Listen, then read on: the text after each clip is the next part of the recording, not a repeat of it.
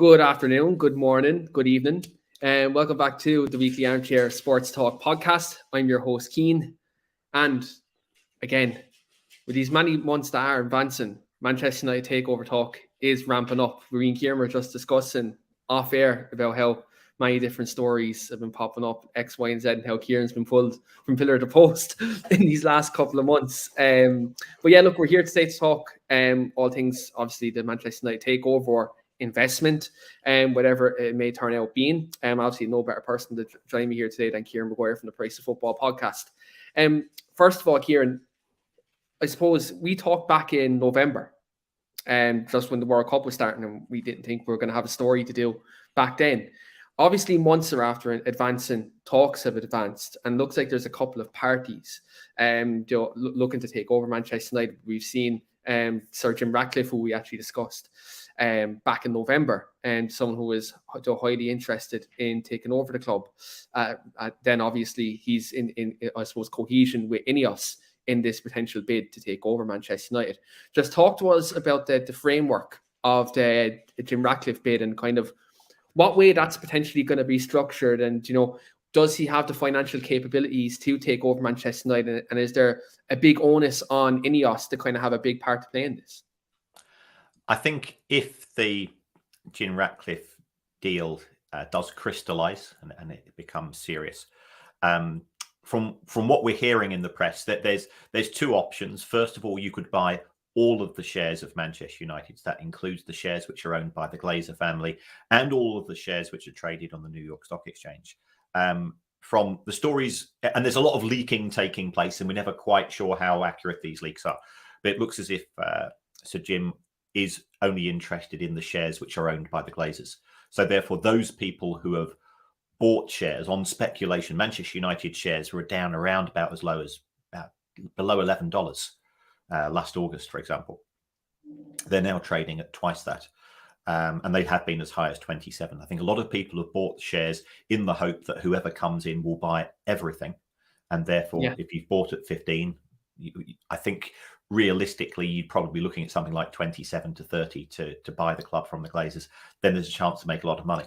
The fact that the share price has fallen does indicate that people are split as to whether it will be A, Jim Ratcliffe, B, Sheikh Jassim, or C, the Glazers keep hold. So I think the initially there was a lot of enthusiasm. In terms of the relationship with Ineos is a very successful organisation. Does it have £4.5 billion of cash spare to buy another club or to buy another investment? I don't think it does. So therefore, we'd have to look at the structure of the deal. And would there be some cash involved? Yes, there would. Would there be some debt involved? Potentially, yes. So I think one of the issues which has been a cause for concern for Manchester United fans since the acquisition by the Glazers in 2005 was that the leverage buyout loaded up the club with a lot of debt. Since then, Manchester United have paid £917 million in interest. That's a ridiculous amount of money for what was £600 million loan. And partly that was due to the fact that the Glazers were viewed suspiciously by the markets, and therefore they were charging high rates of interest. The Glazers have won the markets over, the rates of interest have fallen, but even so, you've got a substantial annual sum going out. So that's where we are with the Ineos deal.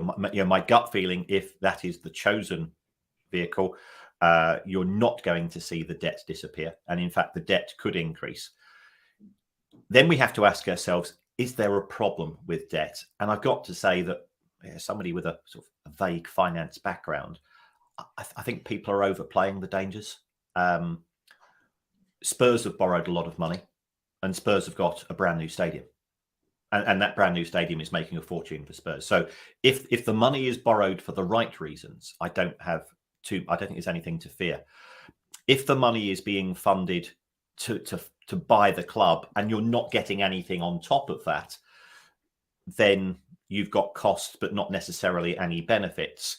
And in respect of Jim Ratcliffe, has he been a fantastic owner for his French club? I'll let their fans answer that, but the answer is not necessarily yes. Yeah, I've seen a lot of Nice fans be very vocal about Jim Ratcliffe's ownership there, and it's only recently he went to his first game as an owner, and he's owned him quite some time. So that would be a cause for concern. And do you know, you mentioned the debt side of things, and potentially if Jim Ratcliffe / Ineos do take over Manchester United, debt could be involved. Is this a case where it's like 2005 where the debt's going to be leveraged on the club, or is it going to be the debt going to be kind of with the owners? What kind of way would that work? It could work in a variety of ways. First of all, we've got to say what's going to happen to the existing debt of Manchester United.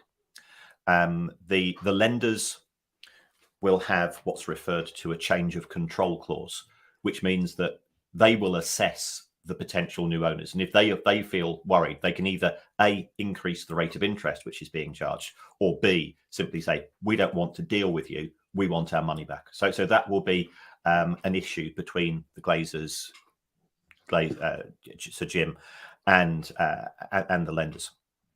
In respect of what will happen, it could be that Ineos can raise the money cheaper than Manchester United, in which case it makes sense for Ineos to borrow the money themselves. Or it could be that as part of the deal, the lenders are prepared to lend more money on the assets of Manchester United. But then you've got to ask yourself, it's a bit like lending money for a mortgage. You need to have something concrete in return.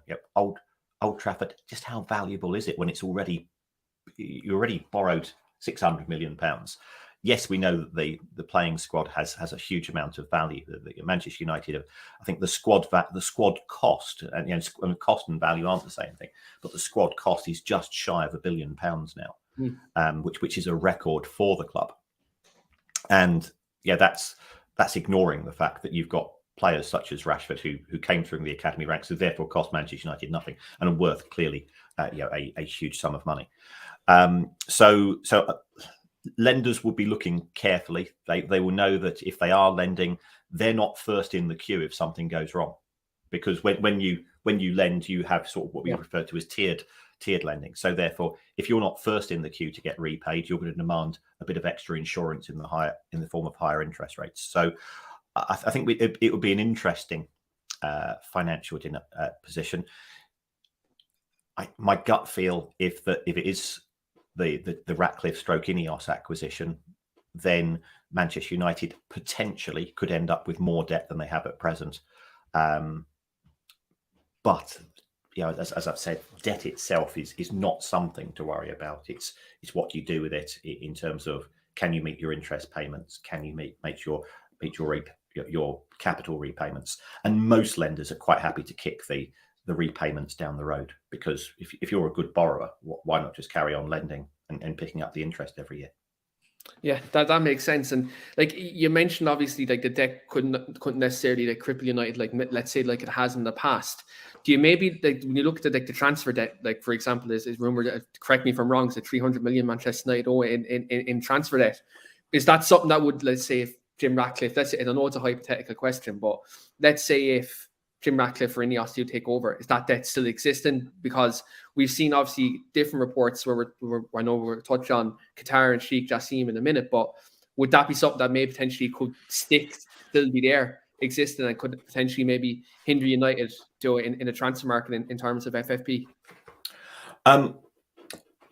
Most transfer deals these days are on an instalment basis. Manchester United spent a huge sum of money in the summer 22 market. And all of the deals would have been on installments. And that's why Manchester United now have a record, and that's a record by Premier League standards, of owing over £300 million in outstanding installments to other clubs.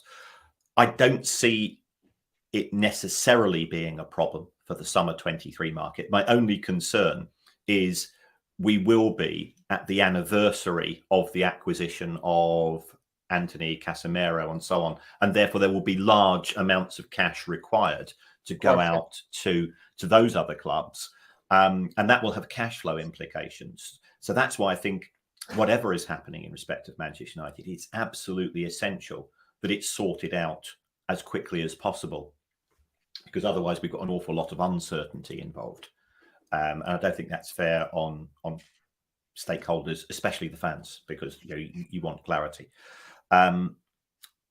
If a new owner comes in, there's no reason why they can't say, well, we saw with Chelsea owe a lot of money in outstanding instalments. The new owners came in, they wanted to make an impact, and they spent a record amount in a single season. So it doesn't have to be a problem. If you owe £300 million on your credit card, there's a case for saying you ought to be trying to get your credit card bill down. That from a business point of view, I think that's what we have to take into consideration. Yeah, definitely. Look, I think it's something that. Look, I think there's a lot of concern, especially around obviously the Ratcliffe takeover, and I think it's down to the things you mentioned, like the debt and things like that. Because I think obviously when Man United fans hear the word debt, and they kind of, I suppose, relate with the £1.5 billion taken out of the club, and consequently the leverage takeover that the Glazers did take over. So look, hopefully whoever does come in, it does work out. But it's one of them situations where I think it's almost people are getting PTSD from hearing them keywords like debt, lending, things like that. And look, it's understandable, because when I actually first heard that myself, even though, like, if you remember when we spoke back in November, I was a big advocate for Jim Ratcliffe to come and take over, obviously being a Manchester United fan, and obviously, someone who you like to think would have the best interests of the club at heart. So look, hopefully with the people he has around him, he has smart people, smart investment people around, good financial advisors, and we can see there was something good come out of that. We spoke about Sheikh Jassim and Kieran, Qatar. It looks like they are coming in with a different approach to buying Manchester United. Just speak to us with regards to their I suppose, idea of taking over, and how that may be structured as opposed to the Jim Ratcliffe side of things. I think it potentially will be substantially different. And again, all that I'm doing here is trying to sort of condense what I've seen in the media. But it would appear that the Sheikh Jassim offer is likely to be for the whole of Manchester United. And if they're going to buy all of the shares, that's why we've seen inflation as far as the share price is concerned. If that is the case, then potentially Manchester United could be taken off the New York Stock Exchange, because if you buy all the shares, there's no need to have shares traded on the market. It could be that there's no need to have Manchester United registered in the Cayman Islands, which again I think is something which many Manchester United fans feel uncomfortable with from an integrity point of view. This is Manchester United we're talking about. Why on earth is Manchester United registered in the Cayman Islands?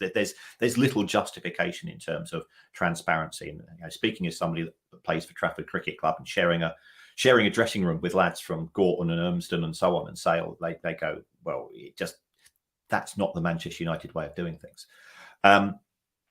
And the nature of Islamic finance is different to sort of Western capitalist finance, in the sense that debt is not something which is encouraged. Lending and paying interest is not part of the Islamic finance model. So therefore, there is a case for saying that it's highly unlikely that there will be further debt bestowed on the club. And it could be that the new owners feel uncomfortable with owing money to traditional banking institutions. If we take a look at what's happened at Newcastle, for example, Newcastle has no debt. There's another club in Manchester who I suspect you don't want to mention, but they've been acquired by Middle Eastern investors, and there's no debt there either. All of the money comes in the form of shares. The advantage of an equity or a share-based funding model is, first of all, there is no interest to pay.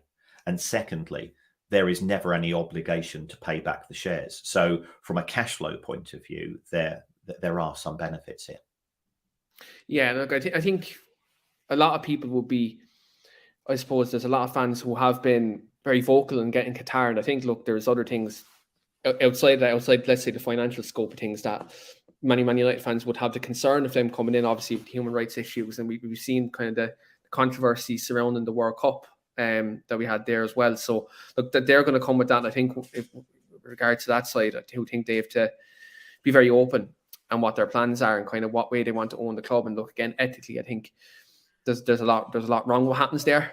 There's nothing we can do about it here, but it's something that we don't agree with. But with regards to like the financial side of things, it looks like that seems to be kind of, if you're looking at a full-fledged takeover and a full-fledged, let's say, Manchester United being a powerhouse again, you would probably say Qatar are probably the ones who can maybe elevate that to Manchester United. But when you look at the state ownership at the moment, though, because you look at PSG right now and you look at the way they're being run, and they like on the pitch, they're getting a lot of money pumped in, but it seems like there's I suppose, a lack of success in Europe that PSG have been highly criticised for. Do you think, like, let's say if Qatar ownership, state ownership does come into Manchester United, that we could see maybe a similar scattergun approach, considering you look at PSG and the way they've been run, they have Qatari owners at the minute. Do you think Manchester United could be in that similar situation, or do you maybe think, like, with these different owners, that we could see something maybe different at Man United? I think when it comes to investment in playing inventory, and I feel really uncomfortable using those words because we're talking about young men and their careers. You have to look at it from two perspectives. First of all, quantitatively, how much money physically is there to spend?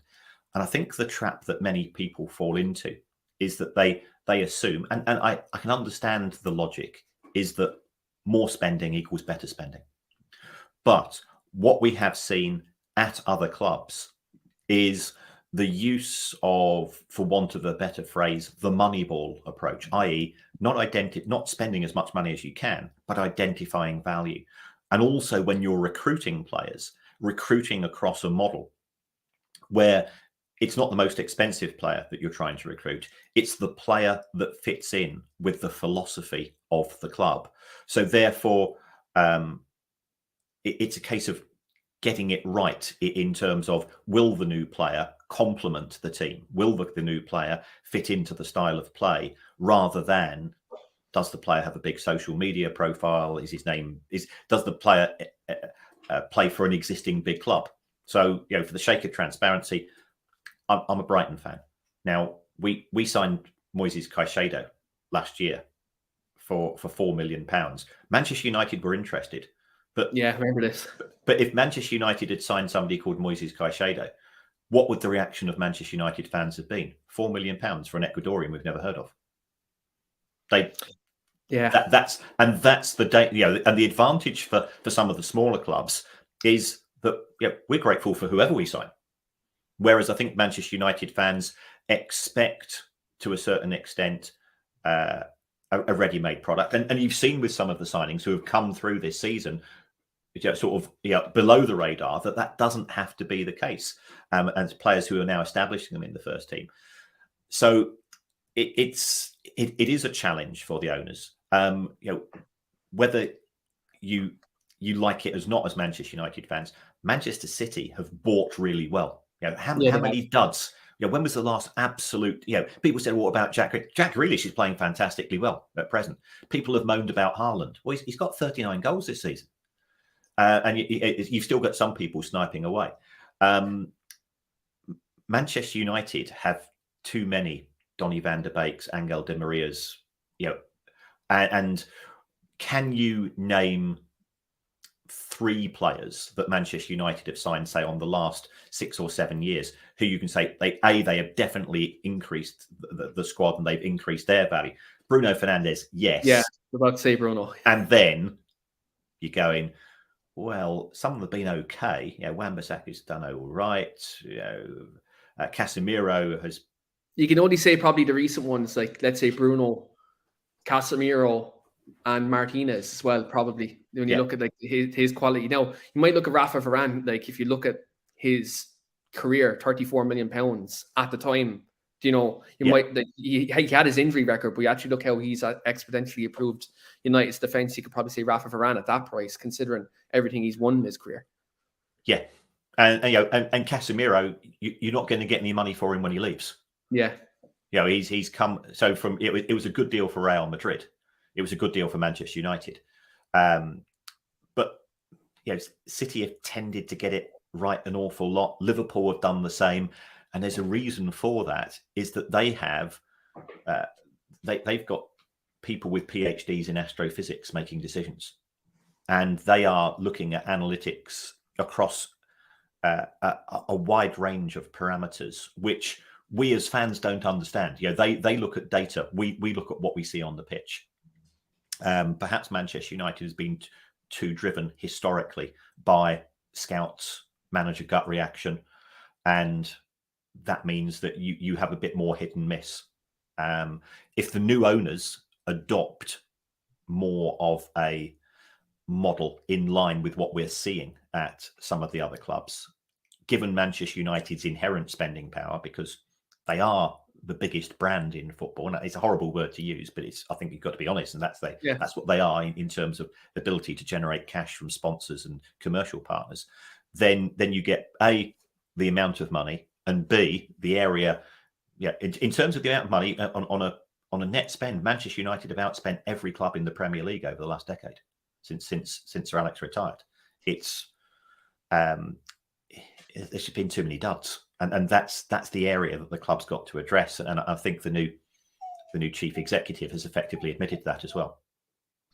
Yeah, look, it's definitely something that we've done in the last decade. You could definitely say that's been, look, that the approach that we've taken, we've brought players to buy sell shirts effectively. Like if you look last season, even for example, Cristiano Ronaldo came to the club, and we all loved it from the nostalgic point of view. Like it was brilliant to have him back at the club, but Solskjaer needed a midfielder. And like if you look at the balance of system, that's probably what we needed more than Ronaldo at the time, considering the way our front three was fluid. And you can see it now since Ronaldo's left, kind of the difference you see in the team. So yeah, I definitely agree. The approach in the last decade has been something that has been right. We haven't had the right people in place.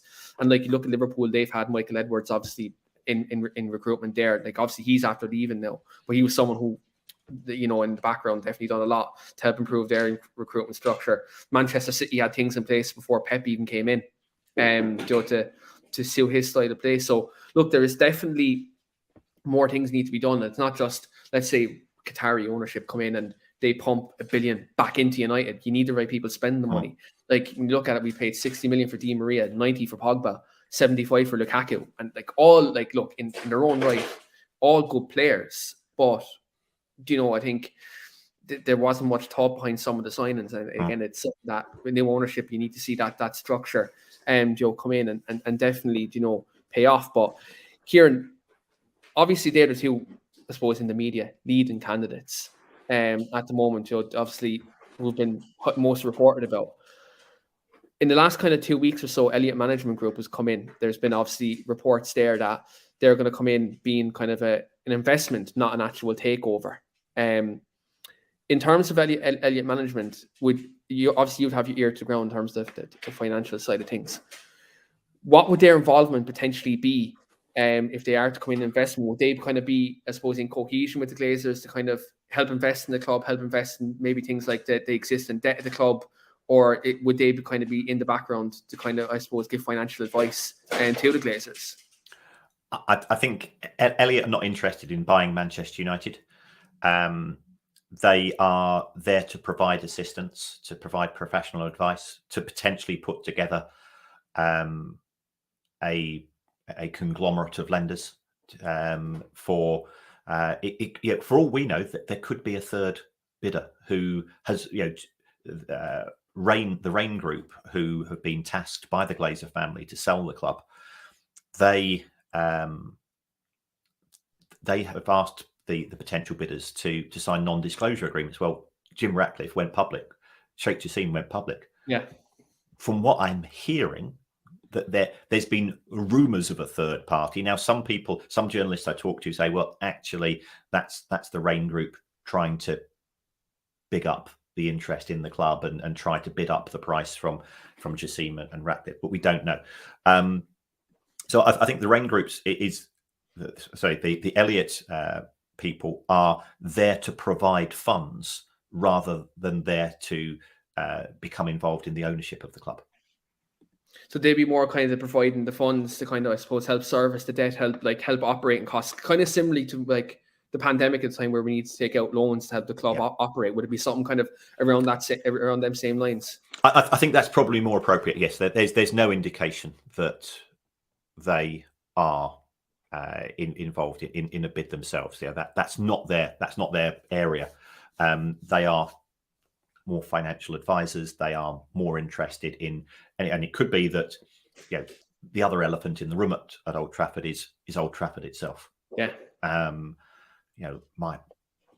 My personal view would Manchester United should do the same as Spurs. Knock the whole thing down, start from scratch, build a 21st century stadium, which is appropriate for Manchester United fans with 92,000 capacity. They'll sell out every week. We know that.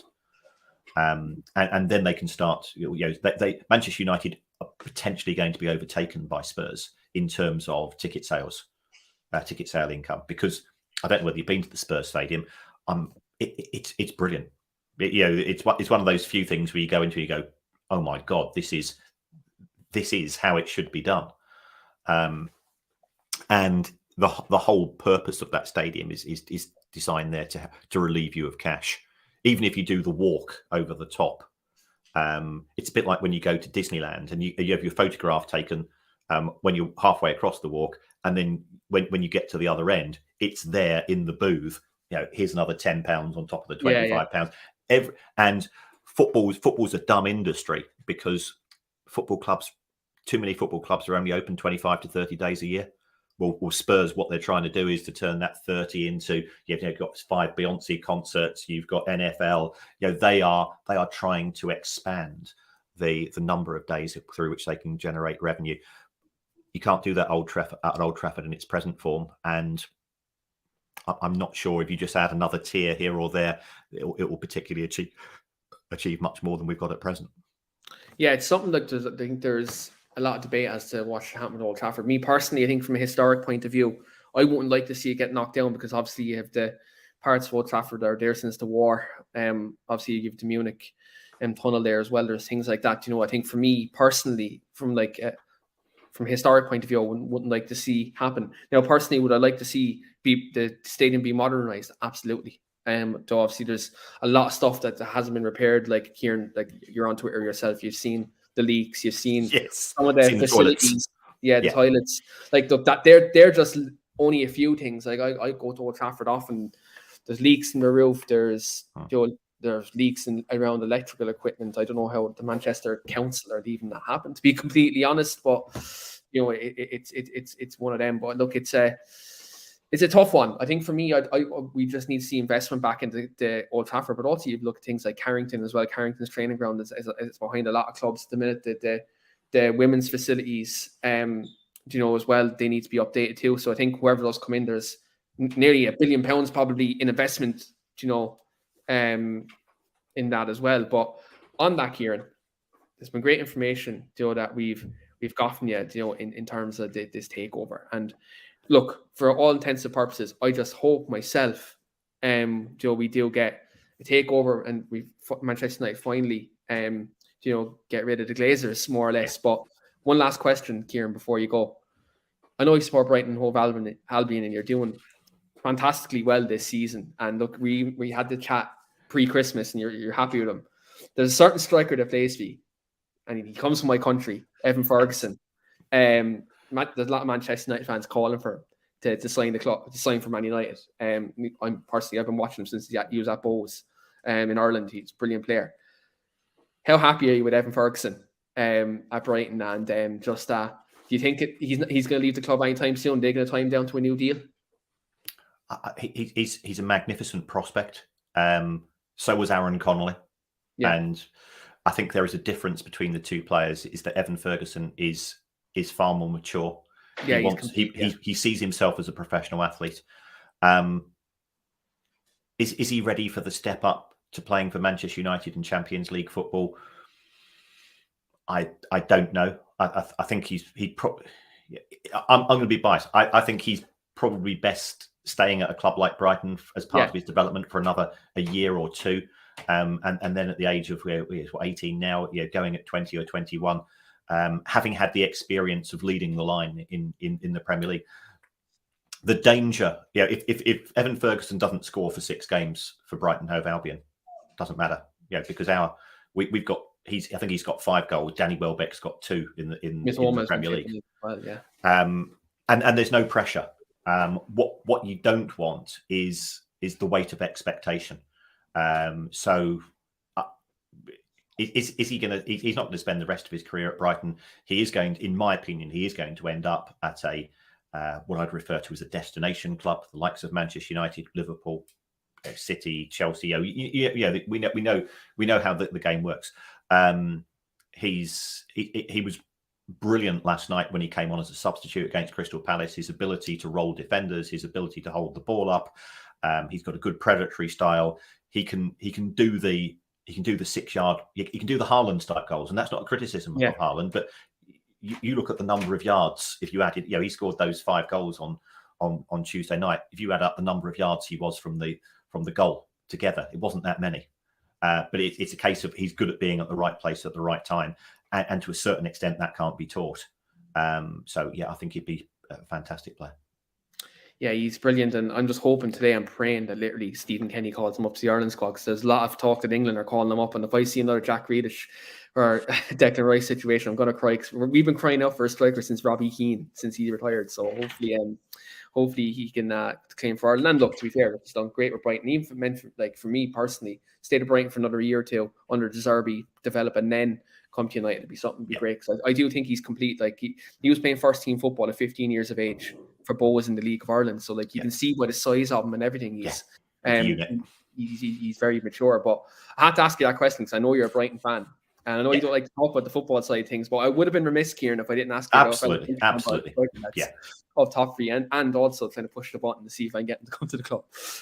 But Kieran, thanks very much for coming on today. It's been a great conversation, and Joe, we always do appreciate Joe taking your time to come on and talk to us a bit about Manchester United, especially around the finance side of things. I dare to say in the next couple of months we're definitely going to have a chat again about the club and whoever does come in and what it may implicate. But Kieran, do you have anything coming up in your own podcast, The Price of Football? Is there anything you want to plug? Well, if anybody is interested more in the business side of the game, we do focus on all of the stories from all of the divisions and internationally as well. So tomorrow we've got an interview with the National League, which I appreciate as Manchester United fans you're not concerned about, but if you've got a broader love of football, seeing how life is so much difficult in the lower regions, that they're very good. So it's a fun show. We seem to have found an audience for it.